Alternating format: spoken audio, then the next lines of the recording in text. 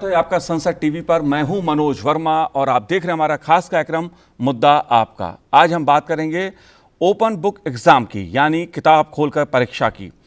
केंद्रीय माध्यमिक शिक्षा बोर्ड यानी CBSE ने स्कूलों में पायलट प्रोजेक्ट के तहत ओपन बुक एग्जाम कराने की तैयारी शुरू कर दी है। इस मुद्दे पर विचार किया जा रहा है और इसको लेकर इस साल एक पायलट प्रोजेक्ट शुरू किया जा सकता है। इसके पीछे उद्देश्य जो है वो बच्चों के सोचने, विश्लेषण करने और आलोचनात्मक ढंग से देखने और समस्याओं को सुलझाने की क्षमताओं का आकलन करना है। दुनिया के कई देशों में ओपन बुक परीक्षा होती है, लेकिन ओपन बुक परीक्षा है क्या? CBSE ने ओपन बुक परीक्षा का प्रस्ताव क्यों रखा है? इन सवालों के साथ मुद्दा आपका में ओपन बुक एग्जाम पर चर्चा करेंगे और इसके विभिन्न पहलुओं को समझने की कोशिश करेंगे। दो खास मेहमान मेरे साथ इस समय स्टूडियो में मौजूद हैं। प्रोफेसर ज्योति शर्मा जी हैं, जो संयुक्त निदेशक हैं दिल्ली विश्वविद्यालय के जो CIC विभाग है उसकी संयुक्त निदेशक हैं। ज्योति जी, आपका स्वागत है संसद टीवी पर। साथ ही हम बात करेंगे डॉक्टर प्रज्ञा M सिंह जी से, जो निदेशक हैं शैक्षणिक और मूल्यांकन CBSE से। आपका स्वागत है प्रज्ञा जी। और शुरुआत डॉक्टर प्रज्ञा जी मैं आप ही से करूँगा। तमाम तरह के लोग जानकारी चाहते हैं इस संदर्भ में कि ओपन बुक एग्ज़ाम क्या है, लेकिन उससे पहले क्या कब से ये लागू होगा? हालांकि पायलट प्रोजेक्ट की बात की गई है, जो जिस तरह की खबरें उभर के सामने आई हैं, सच्चाई क्या है इसमें? किस तरह की योजना है, किस तरह का विचार है? सर, मैं आपके लिए बहुत शुक्रगुजार हूँ कि आपने ये क्वेश्चन मुझसे पूछा। सबसे पहले तो मैं यहाँ बहुत स्पष्ट करना चाहती हूँ कि ये खबरें जो हैं ये मिथ्या हैं, भ्रामक हैं और कन्फ्यूजन पैदा कर रही हैं। हम लोग अभी सिर्फ इसी टेस्टिंग और आइडिएशन स्टेज में हैं और आइडिएशन स्टेज में भी हम लोग इस पर विचार कर रहे हैं कि इसको आगे हम कैसे लेके जाएं। तो ऐसा अभी कहीं भी ऐसा कोई भी विचार नहीं है कि इसको आगे हम कैसे लागू कर रहे हैं और कब से लागू कर रहे हैं, क्योंकि अभी हम इसके पूरे आइडिएशन वाली स्टेज में ही अभी हम काम कर रहे हैं। जी, कुछ खबरें इस तरह की आई कि किसी क्लास से इसको लागू किया जाएगा, किस कक्षा से लागू किया जाएगा, कुछ ऐसा भी विचार है क्या, या सिर्फ अभी ये विचार के लेवल पर है, पायलट प्रोजेक्ट के स्तर पर है ये? सर, अभी ये विचार के स्तर पर ही है, पूरा का पूरा आइडिएशन फेज में है कि हम इसको कैसे हमको आगे बढ़ाना है। चूँकि हमारी राष्ट्रीय शिक्षा नीति जो है वो ट्रांसफॉर्मेशन ऑफ असेसमेंट कल्चर की बात करती है, तो assessment as of and for learning, जिसमें हम आंकलन मूल्यांकन को बच्चे के होलिस्टिक डेवलपमेंट के लिए उसको इस्तेमाल कर सकें। सिर्फ बोर्ड के एग्जाम की परीक्षा, कोई सी परीक्षा पास करने के लिए ना हो, उसमें बच्चों में हर तरीके की स्किल और कौशल विकसित कर सकें। तो ये अनुशंसा हमारी राष्ट्रीय शिक्षा नीति में दी गई है। इसी के आधार पे जो हमारा national curriculum framework for school education है, उसमें असेसमेंट के कई तरीके दिए गए हैं, जिसमें प्रैक्टिकल्स हैं, रिटन टेस्ट हैं, प्रोजेक्ट्स हैं। उसी में ओपन बुक असेसमेंट भी एक पार्ट है। जी बिल्कुल प्रज्ञा जी, मैंने शुरुआत इस सवाल से इसलिए की क्योंकि तमाम बच्चे ये जानना चाहते हैं कि क्या ओपन बुक एग्ज़ाम जो है क्या बोर्ड से लागू होगा, जो बोर्ड परीक्षाएं होती हैं उसमें लागू होगा या नहीं होगा। इस तरह के तमाम लोग सवाल पूछ रहे हैं। ज्योति जी, मैं आपसे जानना चाहूँगा, क्योंकि ओपन बुक परीक्षा या एग्ज़ाम है क्या, किस तरह का कॉन्सेप्ट है ये, किस तरह का विचार है ये? ओपन बुक एग्ज़ाम एक बहुत फॉरवर्ड वे है असेसमेंट को में आगे बढ़ने का। जैसे अगर हम राष्ट्रीय शिक्षा नीति की बात करें, वो बात करती है कि हमें असेसमेंट के कल्चर को बदलना है।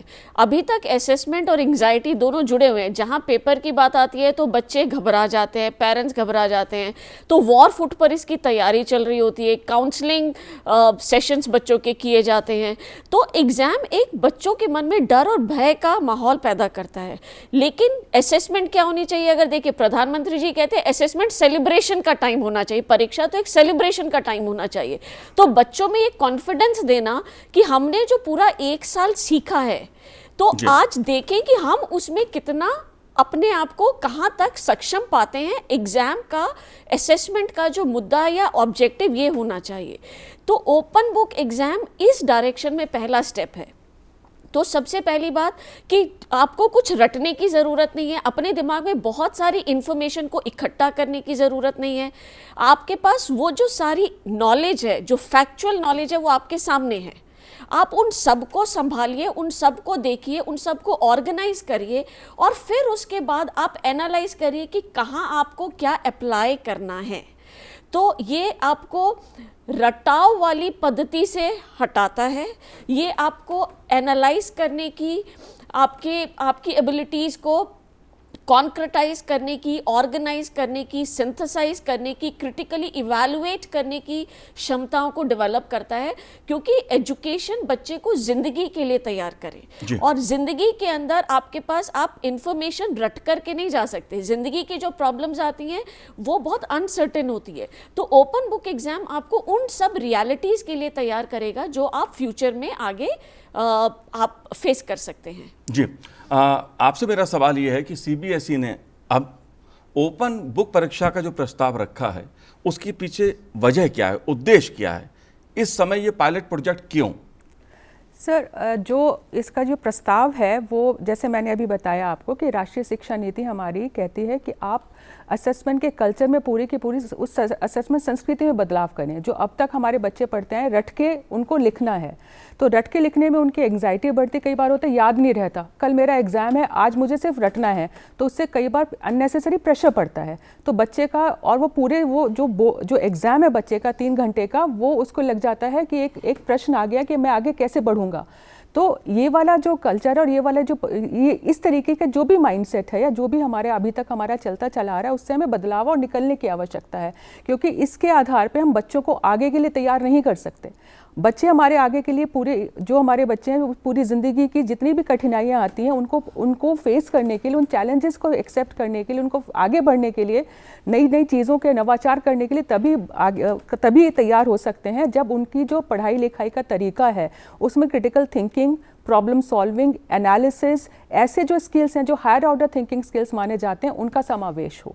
तो जो ओपन बुक एग्ज़ाम है वो उसका पूरा का पूरा प्रोसेस ही यही है कि आप ठीक है आप किताब लेके जा रहे हैं, लेकिन जब तक आपको कॉन्सेप्ट नहीं पता होगा, आपको उस कॉन्सेप्ट का एप्लीकेशन नहीं आता होगा, एप्लीकेशन किस में जो रियल लाइफ सिचुएशन हो सकती हैं, ऐसी सिचुएशंस जो बच्चों को क्लासरूम की दुनिया के बाहर जाकर के उन्हें फेस करनी है, जब तक ऐसी सिचुएशंस के लिए बच्चे तैयार नहीं हैं तब तक उनकी पढ़ाई लिखाई से उनको कोई फ़ायदा नहीं होने वाला। तो जब तक आप बच्चे को इन सिचुएशंस के लिए तैयार करेंगे, वो कैसे करेंगे जब उनके पास हायर ऑर्डर थिंकिंग स्किल की कैपेबिलिटीज हों। जी, लेकिन प्रज्ञा जी, कुछ बच्चे बड़े खुश होंगे कि किताब लेकर जाएंगे और एग्जाम देंगे, परीक्षा देंगे, क्योंकि अभी तक तो ऐसा होता है कि कुछ भी लेके नहीं जाना है परीक्षा के केंद्र में।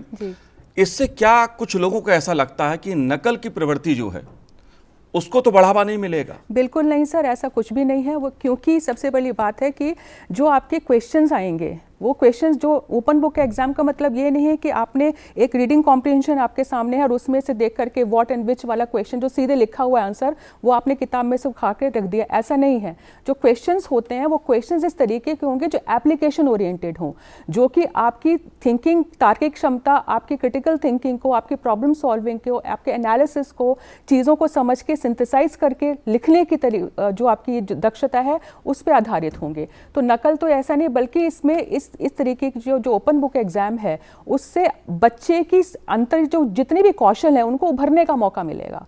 तो हो सकता है मैं एक बच्चा जो है रट के याद करके वो चीज़ उसके अंदर दबी हो, वो प्रेजेंट ना कर पा रहा हो, लेकिन जब उसको ऐसा मौका मिलेगा कि हाँ अभी जो मेरा जो एग्ज़ाम है वो मेरे जो मेरे फॉर्मूला पे डिपेंडेंट नहीं है, मेरा आंसर जो है मेरी क्रिएटिविटी पे डिपेंडेंट है, तो उसको और एक मौका मिल रहा है बच्चे को आगे बढ़ के अपनी क्रिएटिविटी शो करने का। तो ऐसा इसमें बिल्कुल ये गलत बात होगी कि हम ये कहें कि इससे नकल को बढ़ावा मिलेगा, बिल्कुल नहीं, बल्कि इससे बच्चों के अंदर के कौशल को बढ़ावा मिलेगा। जी, इस पहलू को मैं इसलिए समझना चाहता हूं प्रोफेसर ज्योति जी, क्योंकि दो तरह के विचार उभर के सामने आ रहे हैं।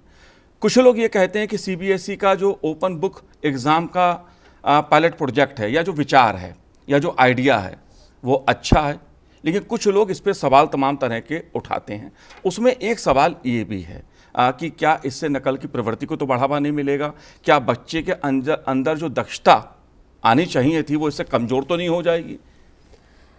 जैसे मैं प्रज्ञा जी की बात से ही आगे लेती हूँ जी, इसमें आप बच्चे की नकल का स्कोप ही नहीं है इसमें, क्योंकि हम तो ये कह रहे हैं कि आप अपने जितनी आपके पास सेट ऑफ इंफॉर्मेशन आपको इस टॉपिक से जुड़ी हुई है, इस कॉन्सेप्ट से जुड़ी हुई है, वो सब आप अपने सामने रख लीजिए और उसके बाद जवाब दीजिए, क्योंकि जो क्वेश्चन है वो फैक्ट्स को देख ही नहीं रहा है। क्वेश्चंस में आपसे ये पूछा ही नहीं जा रहा है कि ये आइडेंटिटी क्या है, ये फॉर्मूला क्या है, ये लॉ क्या है। या ये थ्योरी क्या है। क्वेश्चन तो ये पूछ रहा है कि इस फॉर्मूला को आप कहाँ अप्लाई कर सकते हो, इस थ्योरी की क्या एप्लीकेशन हो सकती है, इस थ्योरी के क्या ड्रॉबैक्स हो सकते हैं, इस थ्योरी को हम कैसे रिवाइज कर सकते हैं, कैसे इम्प्रोवाइज कर सकते हैं। तो यहाँ पर तो हर बच्चे को अपनी समझ से जवाब देना है। तो जब उसको अपनी समझ से जवाब देना है तो उसकी हर बच्चे का आंसर अलग होगा, हर बच्चे की ओपिनियन अलग होगी, हर बच्चे की सोच अलग होगी, हर बच्चे की डिसीजन मेकिंग अलग होगी। तो ये जो एग्ज़ाम है हर बच्चे की इंडिविजुअल पोटेंशियल को नर्चर करेगा, उसको एग्जिबिट करेगा और बच्चे की स्ट्रेंथ के एनालिसिस होगा, नॉलेज और फैक्ट्स का और रटने का एनालिसिस नहीं है ये। जी एक चीज़ माना जाता है प्रज्ञा जी कि अगर किताब साथ में रखी होगी, पास में होगी, खुली किताब होगी तो परीक्षा आसान हो जाएगी। क्या ओपन बुक परीक्षा आसान होगी? सर, ये आपके जो क्वेश्चन है वो पिछले क्वेश्चन से साथ मिलता जुलता है। आसान और इसमें कठिनता की बात ही नहीं होती है, क्योंकि जो क्वेश्चंस हमारे होंगे ओपन बुक एग्जाम में, जैसे मैंने बताया आपको कि क्वेश्चन डायरेक्ट क्वेश्चंस नहीं होंगे। डायरेक्ट क्वेश्चंस जो होते हैं वो आपके फैक्ट्स पे बेस होते हैं, जो कि रटने की प्रवृत्ति को बढ़ावा देते हैं। इसके जो क्वेश्चंस होते हैं वो एप्लीकेशन बेस्ड होते हैं, एप्लीकेशन और एनालिसिस बेस्ड क्वेश्चन होंगे। तो उसमें जो आसान और अगर बच्चे के अंदर ये क्षमता है और हमारे टीचर्स इस तरीके से पढ़ा रहे हैं, सबसे बड़ी बात इसमें एक ज़रूरत ये भी होगी कि जो हमारे शिक्षक हैं वो इस तरीके की पैडागॉजीज को क्लासरूम में लें, डिस्कशंस कराएं, जिससे बच्चों के सोचने की क्षमता में विकास हो, उनके नए नए तरीके के वो अपने आंसर्स दे पाएँ। तो इस तरीके से वो आसान, अल्टीमेटली जो हम बात करते हैं एक परीक्षा को जॉयफुल एक्टिविटी बनाने का, एक मैं आपको एग्जाम्पल देती हूँ। जैसे हमारे एग्जाम्पल क्या, बल्कि हमारी NCFSE में ही लिखा हुआ है ये कि जैसे मैथ्स का पेपर है, तो एक दिन पहले बैठ करके मुझे फॉर्मूला याद करने हैं, तो एंग्जाइटी बढ़ रही है। वो एंग्जाइटी खत्म होगी अगर मेरे पास फैक्ट्स हैं, मेरे पास फार्मूलाज हैं, वो मेरे पास है। बस मुझे आना क्या है कि इन फार्मूलाज को मैं कैसे अप्लाई करूँ। तो इस तरीके से एक तो एंग्जाइटी आपकी ख़त्म हो गई, बच्चे के ऊपर जो अनड्यू प्रेशर है उसके अंदर, जो उसने सोच रखा है कि हाँ मेरे को इतना सारा याद करना है, रटना है, वो ख़त्म हो गया। पर जो पूछने का तरीका है, जो सवाल पूछने का तरीका है, वो एप्लीकेशन बेस्ड होगा सर्टेनली। जी एक जो सवाल पूछने का तरीका होगा उसमें बदलाव देखने को मिलेगा। मतलब कहने का मतलब ये कि आसान नहीं होगा। किताब खोलकर अगर आप बैठे हैं, एग्जाम दे रहे हैं तो आसान नहीं होगा।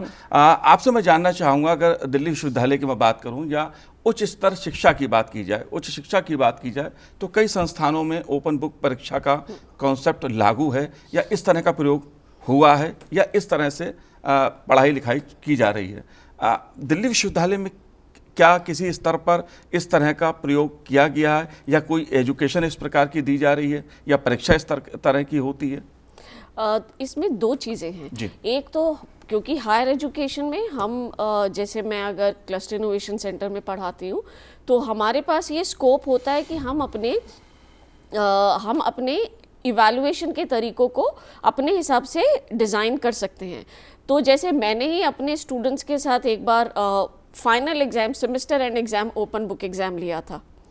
लेकिन कोविड के दौरान हमारे ये दिल्ली विश्वविद्यालय की, आप ये सोचिए, हमारे लिए एक मजबूरी थी कि हम एग्ज़ाम करना चाहते थे, और क्योंकि पढ़ाई सब ऑनलाइन हो रही थी तो हम असेसमेंट भी ऑनलाइन करना चाहते थे। तो दिल्ली विश्वविद्यालय ने अपना एक प्लेटफॉर्म बनाया ऑनलाइन असेसमेंट का, जिसमें ओपन बुक एग्ज़ाम हमने किया। और उस एग्ज़ाम के एडवांटेज और फ़ायदे बहुत रहे, क्योंकि सभी बच्चों का हम टाइमली एग्ज़ाम कर पाए। कुछ लॉजिस्टिक चैलेंजेस रही, क्योंकि बच्चे अपने अपने होम टाउन्स में थे, कहीं पर नेटवर्क का प्रॉब्लम था, तो उसको हमने अलग अलग तरीके से सॉल्व किया कि एग्ज़ाम अगर 3 घंटे का है तो 1 घंटा एक्स्ट्रा दिया गया कि बच्चे उसका PDF बना करके अपलोड कर सके। अगर किसी बच्चे के पास समय नहीं है या नेटवर्क नहीं है तो उन बच्चों को कंप्लेंट बॉक्स में बोला गया कि आप एक्सटेंड कर सकते हैं। टीचर्स ने भी घर में बैठ करके बहुत आराम से ऑनलाइन असेसमेंट किया। तो ये सारे एडवांटेजेस थे। लेकिन कहीं ना कहीं अगेन मैं उसी बात को लेती हूँ कि क्वेश्चंस हमें ये भी जानना है कि हम अच्छे क्वेश्चंस बनाएं ओपन बुक एग्जाम के लिए। जी।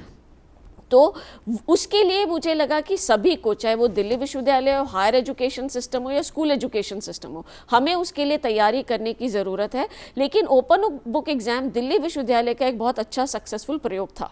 जी प्रज्ञा जी, अगर दुनिया के दूसरे देशों की मैं बात करूं तो ओपन बुक एग्ज़ाम, क्या इस तरह का चलन दुनिया के दूसरे देशों में है तो क्या इस तरह का कोई अध्ययन किया गया है अपने देश में? क्योंकि हम लोग विचार के स्तर पर हैं, आइडिया के लेवल पर हैं, पायलट प्रोजेक्ट शुरू करने जा रहे हैं, तो क्या इस तरह का कोई अध्ययन वैश्विक स्तर पर दूसरे देशों में किया गया है और उसके क्या परिणाम, क्या रुख है उसका? सर ऐसे कुछ देशों में ओपन बुक एग्ज़ाम होता है। हम चूंकि हमारा अभी हम टेस्टिंग फेज़ में और विचार फेज़ में है, तो हम सारे स्टडी कर रहे हैं, सारे जितने भी ऐसे देश हैं जहाँ पे भी ओपन टेक्स्ट बुक असेसमेंट लागू है, स्पेशली विद्यालय शिक्षा के स्तर पे, वो हम सारे स्टडी कर रहे हैं और उसमें क्या क्या किस तरीके से वो उनकी मोडालिटीज़ हैं और कैसे वो उसको इम्प्लीमेंट करते हैं, क्या अगर यदि कोई चैलेंजेस है उसमें है तो वो क्या है और कैसे उनको सॉल्व किया जा सकता है ताकि उसमें आगे बढ़ा जा सके। तो हम अपनी जो हमारी जो अभी टेस्टिंग चल रही है उसमें हमारी ये स्टडी भी हमारा उसका पार्ट है। जी। एक बड़ा सवाल आता है, जैसे मैंने नकल की बात की थी, ऐसी एक बात आती है तनाव की, क्योंकि परीक्षा को लेकर तनाव सबसे ज़्यादा देखने को मिलता है और जैसे जैसे उच्च स्तर की जो शिक्षा होती है या बोर्ड के एग्ज़ाम होते हैं, सबसे ज़्यादा बच्चे तनाव में रहते हैं। प्रधानमंत्री जी लगातार उनको संबोधित भी करते हैं कि तनाव नहीं लेना है। ओपन बुक परीक्षा, ओपन बुक एग्ज़ाम क्या तनाव से बच्चों को मुक्ति देगा? आपने हालांकि इसका उत्तर शुरू में दिया है, लेकिन मैं विस्तार से जानना चाहता हूं, क्योंकि बच्चे जो हैं, जो छात्र छात्राएं हैं, वो जरूर इस विषय को जानना चाहेंगे। सर जैसे अभिभावक भी जानना चाहेंगे इस बात को, क्योंकि कोटा से जो खबरें आती हैं वो डराती हैं। जी सर, अभी देखिए जैसे मैंने पहले भी इसके बारे में बोला कि जो हमारा क्लोज टेक्स्ट बुक एग्ज़ाम है, जैसे अभी हमारे एग्ज़ाम्स होते हैं कि आपने पढ़ा, पूरे साल भर आपने पढ़ाई की और उसके बाद आपने जो फाइनल एग्ज़ाम है स्कूल का या बोर्ड का, उसमें आपने 3 घंटे में आंसर कर दिए जो भी क्वेश्चंस हमारे आए। अब उसमें पीछे की तैयारी क्या है कि आप पूरे साल भर आप पढ़ रहे हैं, उसी चीज़ों को याद कर रहे हैं, हो सकता है आपके जितने भी चैप्टर उन सारे चैप्टर्स को आपको याद करना है।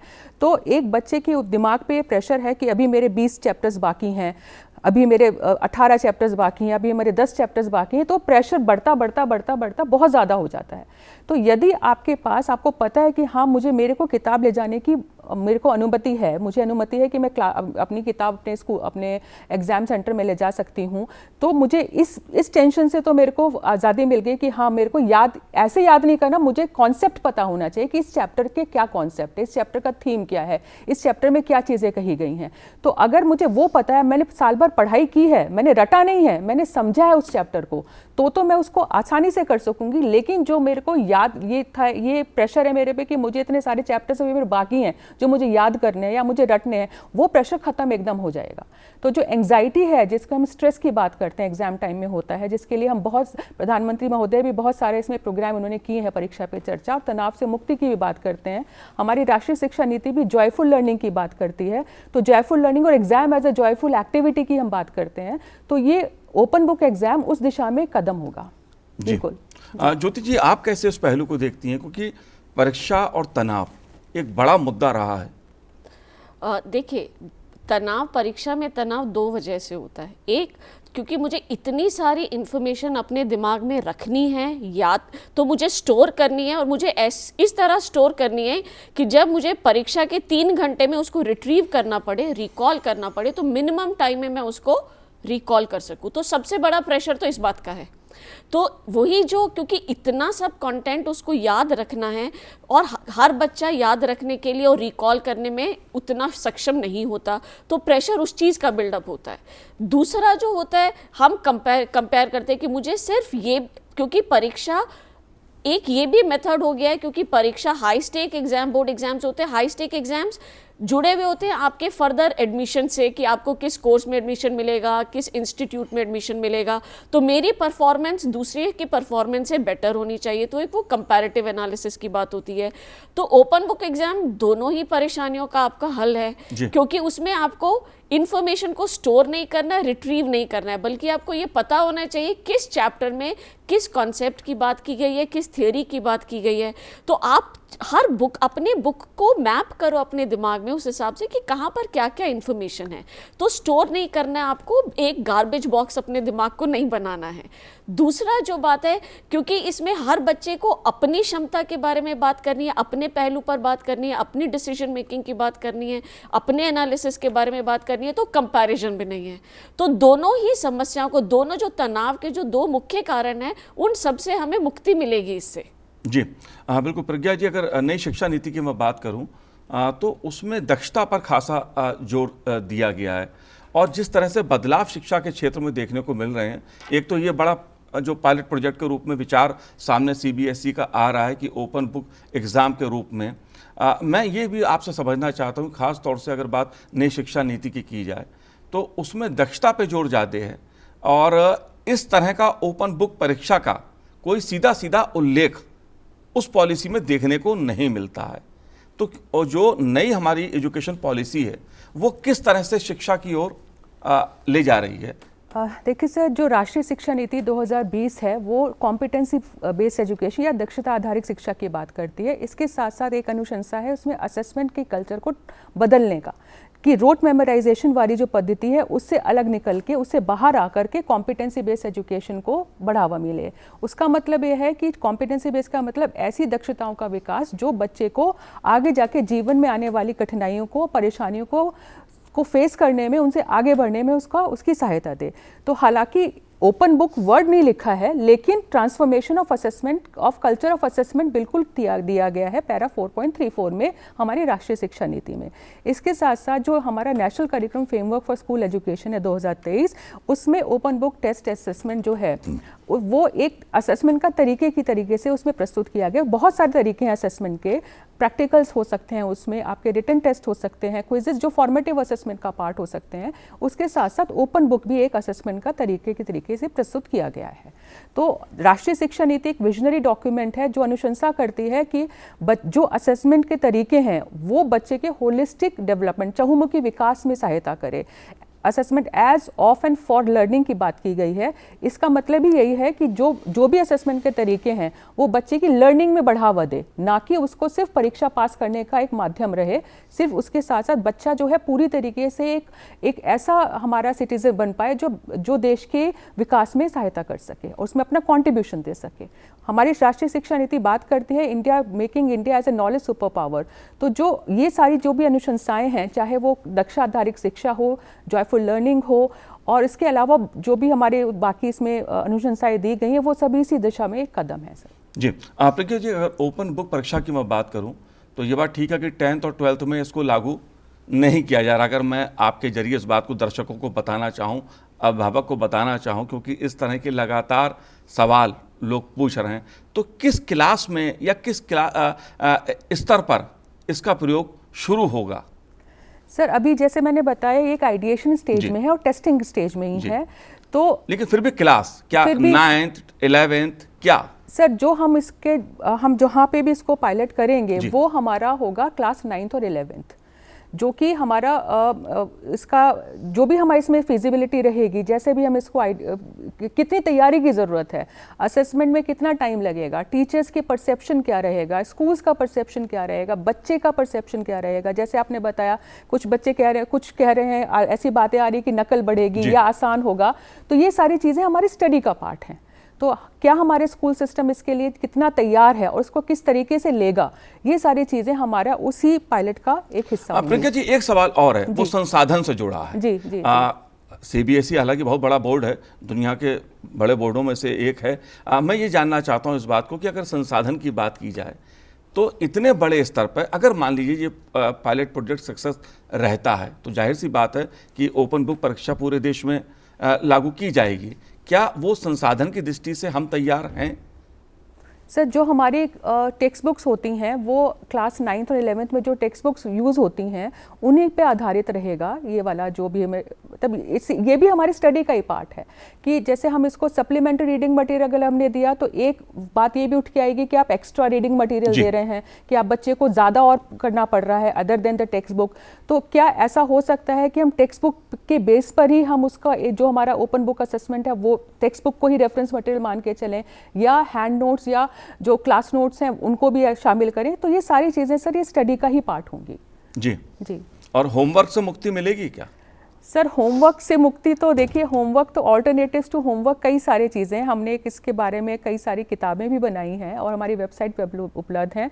खाली होमवर्क ही नहीं, होमवर्क के साथ साथ होमवर्क को आप इस तरीके से लें कि एक असेसमेंट का तरीका है, की तरीके से बनाएं उसे। तो अगर आप होमवर्क को एक ट्रेडिशनल वे में लगें कि आपने जो क्लास में किया उसको जाके दोबारा से लिख करके आ गए, उसको उससे अलग हटा करके असेसमेंट का जो होमवर्क है, होमवर्क में यदि आप उसको कोई एक्टिविटी करने को देते हैं, उसका पार्ट बनाते हैं, एक फॉर्मेटिव तरीके का पार्ट बनाते हैं जो बच्चे की कैपेबिलिटीज़ को बढ़ावा दे सके, तो वो उसमें कामयाब, उसमें कारगर सिद्ध हो सकता है। ज्योति जी, आखिरी सवाल मेरा आपसे है, क्योंकि हायर एजुकेशन की बात है और यहाँ पर एक 9th और 11th पर जो एक आइडिया है अभी CBSE का ओपन बुक एग्ज़ाम के रूप में, आप इसको कैसे देखती हैं? हायर एजुकेशन को ये कैसे प्रभावित करेगा? मान लीजिए 9th और 11th में इसको लागू किया जाता है, तो इसके असर जो हायर एजुकेशन है, या अगर मैं लॉ की बात करूं या दूसरी हायर एजुकेशन की बात करूं, तो किस तरह से उसमें असर पड़ेगा? क्या बदलाव देखने को मिल सकता है? मुझे लगता है कि अगर हम इसे स्कूल एजुकेशन में शुरू करते हैं और पर्टिकुलरली सेकेंडरी ग्रेड में अगर हम लेकर के आते हैं, तो जो हमारे पास जो हायर एजुकेशन में जो स्टूडेंट्स आएंगे वो ऑलरेडी उनके पास एक कॉन्सेप्ट होगा, वो ऑलरेडी अपनी बात को, अपने समझ को एक्सप्रेस करने के लायक होंगे। क्योंकि अभी बहुत बार हम ऐसा देखते हैं कि बच्चे बहुत अच्छे नंबर लेकर के आते हैं, लेकिन हमें पहले कुछ महीने हमें को बहुत सी अनलर्निंग करवानी पड़ती है। क्योंकि इतना फोकस होता है कि नोट्स हमें दे दीजिए, और हायर एजुकेशन में स्पेसिफिक किताबें नहीं होती, नोट्स नहीं होते, तो उन्हें ये बताना कि आपको एक ही टॉपिक के लिए 10 किताबें आपको इस्तेमाल करनी है, वहाँ से आपको अपनी समझ बनानी है। तो अगर ये थोड़ी सी तैयारी बच्चों की स्कूल लेवल पर होगी तो हमारे लिए बहुत अच्छा है कि हमारा काम थोड़ा आसान होगा। हमारे पास वो बच्चे होंगे जो ऑलरेडी क्रिटिकल थिंकर्स हैं, ऑलरेडी जिनके अंदर एनालिटिकल स्किल्स हैं, तो वो एक एविडेंस ऑलरेडी हमारे पास होगा, तो हमारा काम कंपैरेटिवली उसमें आसान होगा। लेकिन इसमें एक बात मैं और जरूर कहना चाहती हूँ, जो आपने संसाधन की बात की और प्रज्ञा जी ने भी बहुत अच्छी तरह एक्सप्लेन किया, असेसमेंट उसका होता है जो पढ़ाया जाता है और जो बच्चे ने सीखा जाता है।